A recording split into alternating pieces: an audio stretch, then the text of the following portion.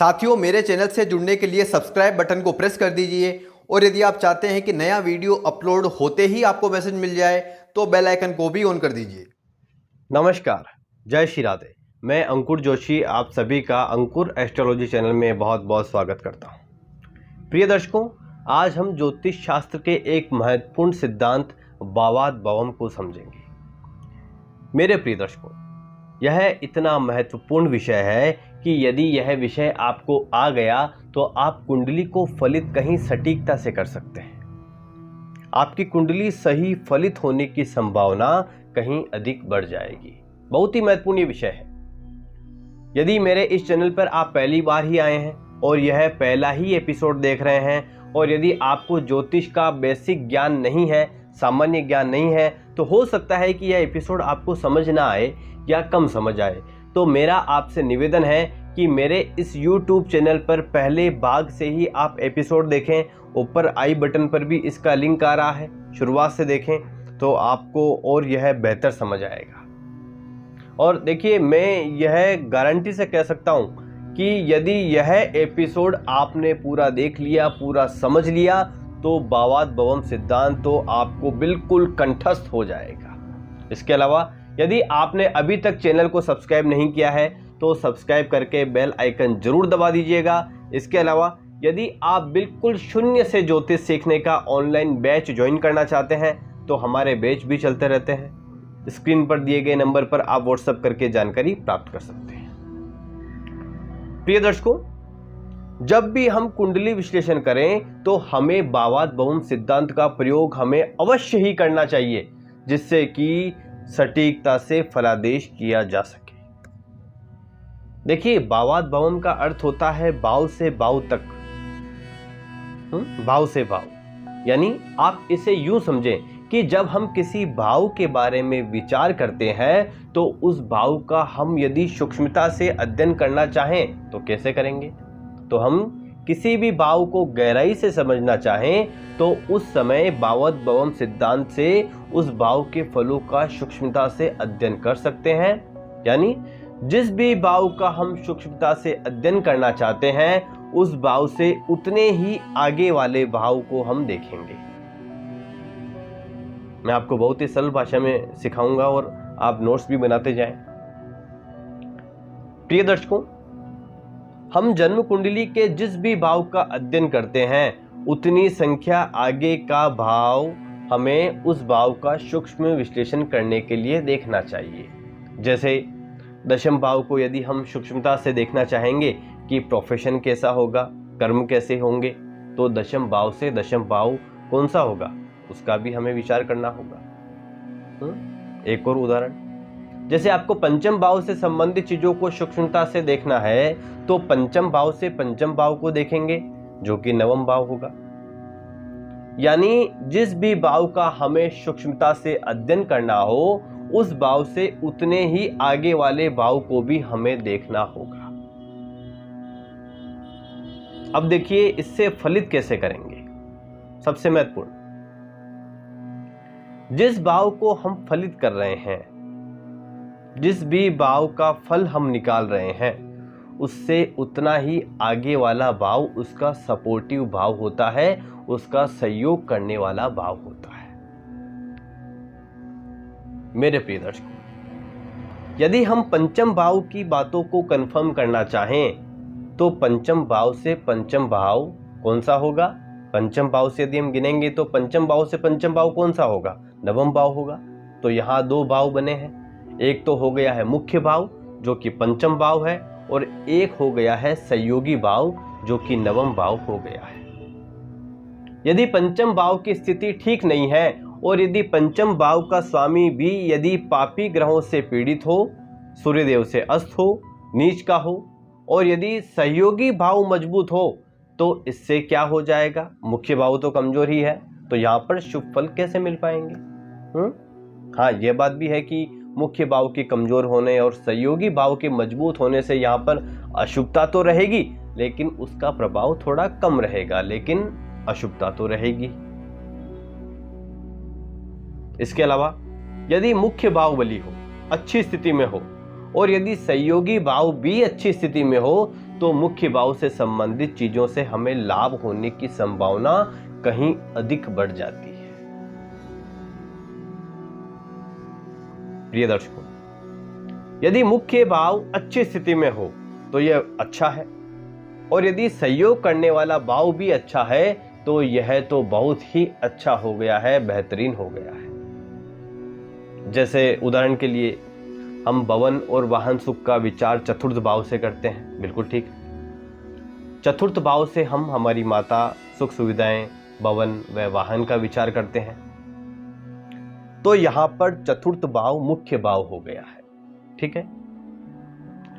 अब यदि हम चतुर्थ भाव से संबंधित फलों को जानने के लिए यदि हम सूक्ष्मता से अध्ययन करना चाहें तो हम चतुर्थ भाव से चतुर्थ भाव का विचार करेंगे। अब यदि हम चतुर्थ भाव से चतुर्थ भाव गिनेंगे तो वह सप्तम भाव होगा। अब यहां पर सप्तम भाव चतुर्थ भाव का सहयोगी भाव हो गया है। तो सप्तम भाव से यह बिल्कुल ही निश्चित हो जाएगा कि हमें चतुर्थ भाव के फल कितनी मात्रा में प्राप्त होंगे या किस तरह के फल हमें चतुर्थ भाव से प्राप्त होंगे। बहुत ही आसान है। यानी चतुर्थ भाव का स्वामी यदि केंद्र या त्रिकोण में है तो यह बहुत ही अच्छा हो गया है। और इसके साथ ही यदि चतुर्थ भाव से चतुर्थ भाव जब हम गिनेंगे तो सप्तम भाव होगा, और यदि सप्तम भाव भी अच्छी स्थिति में हो और सप्तम भाव का स्वामी भी अच्छी स्थिति में हो तो चतुर्थ भाव के पूर्ण शुभ फल मिलने की संभावना कहीं अधिक बढ़ जाती है। चलिए अब हम प्रारंभ से ही समझते हैं। जैसे यदि हमें प्रथम भाव का गहराई से अध्ययन करना हो तो प्रथम भाव कौन सा होता है? प्रथम भाव ही तो होता है, तो स्वयं ही हो गया है, ठीक है। अब जैसे मान लीजिए कि हमें धन का विचार करना हो या हमें परिवार का विचार करना हो या यदि हमें वाणी का विचार करना हो तो ये सब हम द्वितीय भाव से देखते हैं। तो यदि हमें द्वितीय भाव का गहराई से अध्ययन करना हो तो द्वितीय भाव कौन सा होगा? वह होगा तीसरा भाव। तो जब हम तीसरे भाव को देखेंगे तो दूसरे भाव की बहुत बातें कंफर्म हो जाएगी। इसके बाद यदि हमें तीसरे भाव की चीज़ों को गहराई से समझना है, जैसे व्यक्ति कितना पराक्रमी होगा, कितना साहसी होगा, कितना उसके जीवन में संघर्ष है, तो हम तीसरे भाव से तीसरा भाव देखेंगे जो कि पंचम भाव होगा। तो पंचम भाव से यह बिल्कुल ही कंफर्म हो जाएगा कि तीसरे भाव से हमें किस तरह के फलों की प्राप्ति होगी। तो हमने चतुर्थ भाव की बात कर ली है। इसके बाद यदि पंचम भाव की बातों जैसे संतान, लव अफेयर, और यदि शिक्षा को हम समझना चाहते हैं तो पंचम भाव से पंचम भाव कौन सा है? नवम भाव होता है। तो नवम भाव का विश्लेषण करने से यह बहुत ही कंफर्म हो जाएगा कि पंचम भाव से संबंधित फल हमें किस प्रकार से और किस मात्रा में प्राप्त होंगे। जैसे यहाँ बहुत ही एक रोचक बात है कि हम पंचम भाव से सामान्य शिक्षा का विचार करते हैं और नवम भाव से उच्च शिक्षा का विचार करते हैं। तो शिक्षा का संबंध हो गया है, चाहे सामान्य शिक्षा हो चाहे उच्च शिक्षा हो। शिक्षा होती है, ज्ञान होता है। इसी तरह पंचम भाव से हम संतान भी देखते हैं। तो क्या संतान केवल शारीरिक संबंध बनाने से प्राप्त हो जाती है? बिल्कुल नहीं, भाग्य का साथ भी तो होना चाहिए। बहुत से ऐसे कपल होते हैं जिन्हें वर्षों हो गए हैं शादी किए हुए, लेकिन अभी तक संतान नहीं हुई है। तो कहीं ना कहीं भाग्य भी कमजोर होता है, तभी संतान संबंधित सुख प्राप्त नहीं हो पाते हैं। तो जब संतान भाव यानी पंचम भाव से हम पंचम भाव गिनेंगे तो नवम भाव आएगा। तो नवम भाव भाग्य का भाव भी होता है। तो नवम भाव के विश्लेषण से हम पंचम भाव की बातों को बिल्कुल कंफर्म कर सकते हैं कि यह होगा। यानी पंचम भाव से संबंधित बातों को हम नवम भाव से गहराई से समझ सकते हैं। अब देखिए यहाँ पंचम भाव का स्वामी यदि केंद्र या त्रिकोण में है, मजबूत स्थिति में है, और यदि नवम भाव का स्वामी भी बहुत अच्छी स्थिति में है, केंद्र या त्रिकोण में है, तो पंचम भाव से अति शुभ फल प्राप्त होंगे, क्योंकि यह जो है नवम भाव से भी कंफर्म हो गया है। इसके बाद जैसे छठा भाव जो कि हमारे रोग ऋण शत्रु का होता है, कोर्ट केस का होता है। अब छठा भाव हमें किस तरह के हमारे जीवन में फल देगा, तो हम छठे भाव से छठा भाव गिनेंगे जो कि एकादश भाव आएगा। अब देखिए यहाँ भी एक बड़ी रोचक बात है, जैसे हम जन्म कुंडली के अष्टम भाव से रोग देखते हैं, बीमारियां देखते हैं, उसी प्रकार से एकादश भाव से भी हम छोटी मोटी बीमारियां देखते हैं। तो दोनों का संबंध कितना सुंदर हो गया है। इसके अलावा षष्ठम भाव कर्जे का होता है। यदि षष्ठम भाव से कर्जा हो गया है तो वह चुकेगा कैसे? वह तभी तो चुक पाएगा जब हम लाभ अर्जित कर पाएंगे। तो जब छठे भाव से हम छठा भाव गिनेंगे तो वह एकादश भाव होगा, यानी लाभ स्थान होगा। तो जब हमें कहीं से लाभ अर्जित हो पाएगा तो हम कर्जा समय से चुका देंगे। तो देखिए कितना सटीक यह सिद्धांत हो गया है। एकादश भाव का विश्लेषण करने से छठे भाव के फलों को भी हम देख पा रहे हैं, कितना सुंदर। अब इसी प्रकार यदि सप्तम भाव का हम विचार करें तो सप्तम भाव से हम हमारा वैवाहिक सुख देखते हैं, पार्टनरशिप देखते हैं, हमारी साझेदारी देखते हैं, हमारी रोजमर्रा की आय देखते हैं। तो सप्तम भाव का यदि हम सूक्ष्मता से अध्ययन करना चाहें तो हम सप्तम भाव से सप्तम भाव का अध्ययन करेंगे जो कि प्रथम भाव आएगा।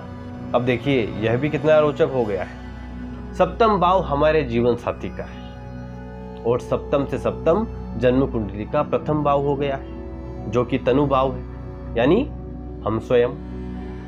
तो हम स्वयं और हमारे से ठीक सामने वाला भाव जीवन साथी का है, तो सप्तम से सप्तम प्रथम हो गया है।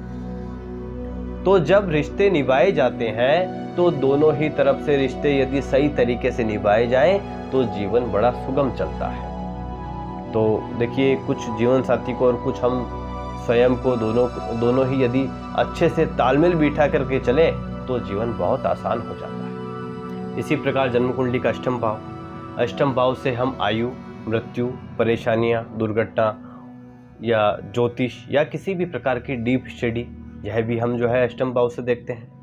तो अष्टम भाव से हमें किस तरह के फल प्राप्त हो रहे हैं, इसका यदि हम सूक्ष्मता से अध्ययन करना चाहें तो अष्टम भाव से अष्टम भाव का हम विश्लेषण करेंगे। यानी कि जब अष्टम भाव से अष्टम भाव हम गिनेंगे तो जन्म कुंडली का तीसरा भाव आएगा। तो तीसरे भाव के विश्लेषण से हम अष्टम भाव की गहराइयों को समझ सकते हैं। इसके बाद जन्म कुंडली का नवम भाव से हम धर्म, आध्यात्म, पिता और भाग्य का विचार करते हैं। अब यदि नवम भाव से हम नवम भाव गिनेंगे तो वह जन्म कुंडली का पंचम भाव आ गया है। अब देखिए कितना रोचक है। जब हमने पंचम भाव से पंचम भाव गिना तो वह नवम भाव था, और जब हम नवम भाव से नवम भाव गिन रहे हैं तो वह पंचम भाव आ रहा है। तो दोनों ही भाव एक दूसरे से बहुत गहराई से जुड़े हुए हैं।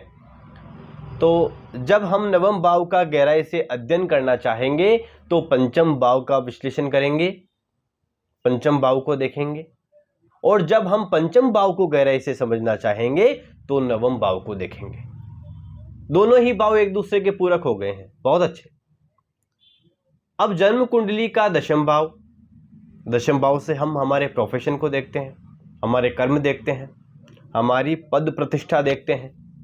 अब यदि हम यह देखना चाहें कि हमारे प्रोफेशन में हम कितने सफल होंगे, हमारे कर्म किस तरह के होंगे, हमें इसमें क्या बदलाव करना चाहिए,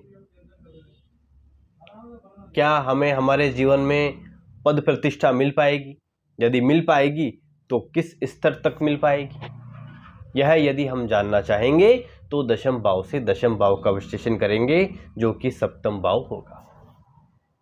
तो जब हम दशम भाव से दशम भाव गिनेंगे तो वह सप्तम भाव होगा। अब देखिए बहुत ही रोचक बात, अभी मैंने आपको क्या क्या बताया, सप्तम भाव के बारे में क्या बताया कि हम सप्तम भाव से रोजमर्रा की आय देखते हैं, यानी डेली इनकम देखते हैं, और दशम भाव हमारे प्रोफेशन का है, हमारे कर्म का है। तो जब हम हमारे कर्म और हमारे प्रोफेशन को गहराई से देखना चाहेंगे तो दशम भाव से दशम भाव यानी सप्तम भाव का हम विश्लेषण करेंगे। तो दशम भाव से दशम भाव सप्तम भाव होगा, तो सप्तम भाव के विश्लेषण से हम क्या पाएंगे कि कर्म से ही और प्रोफेशन से ही तो रोजमर्रा की आय को प्राप्त किया जा सकता है। कितना आसान है।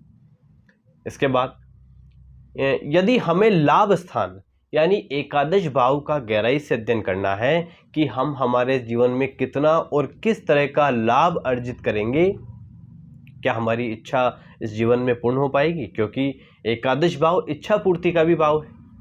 तो जब हम एकादश भाव का गहराई से विश्लेषण करना चाहेंगे तो एकादश भाव से एकादश भाव गिनेंगे तो वह नवम भाव आएगा।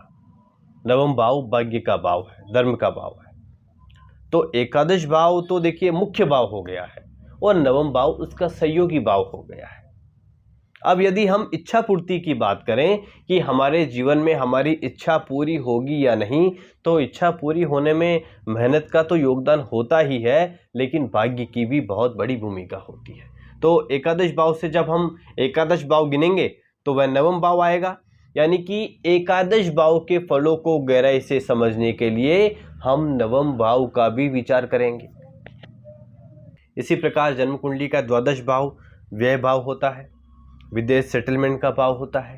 तो जब हम द्वादश भाव से संबंधित चीज़ों को गहराई से अध्ययन करना चाहेंगे कि हम फॉरेन में सेटल होंगे या नहीं, हमारे खर्चे किस तरह से कंट्रोल हो, तो हम द्वादश भाव यानी द्वादश भाव से द्वादश भाव यानी कि एकादश भाव का विचार करेंगे। तो यहाँ पर भी एक रोचक बात है, क्या है, द्वादश भाव से हम हमारे खर्चे देखते हैं। तो खर्चे कब होते हैं, जब लाभ प्राप्त होता है। तो द्वादश भाव से जब हम द्वादश भाव गिनेंगे तो वह एकादश भाव आएगा। एकादश भाव लाभ स्थान होता है। तो जब लाभ समय समय पर होता रहेगा तो खर्चे भी होते रहेंगे, कोई कमी नहीं है। तो आज मैं आशा करता हूं कि आपको बिल्कुल सरलता से समझा पाया। इस एपिसोड से संबंधित कोई भी प्रश्न यदि आपके मन में है तो इसी एपिसोड के कमेंट बॉक्स में आप लिखें, मैं वहां आपके प्रश्न का ज़रूर उत्तर दूंगा। यदि आपको यह एपिसोड अच्छा लगा हो तो लाइक और कमेंट अवश्य कर दीजिएगा और इस वीडियो को अधिक से अधिक शेयर कीजिएगा ताकि ज्योतिष सीखने वाले हमारे साथी इसका और लाभ उठा सके। मिलते हैं हम अगले एपिसोड में। जय श्री राधे, जय श्री राधे।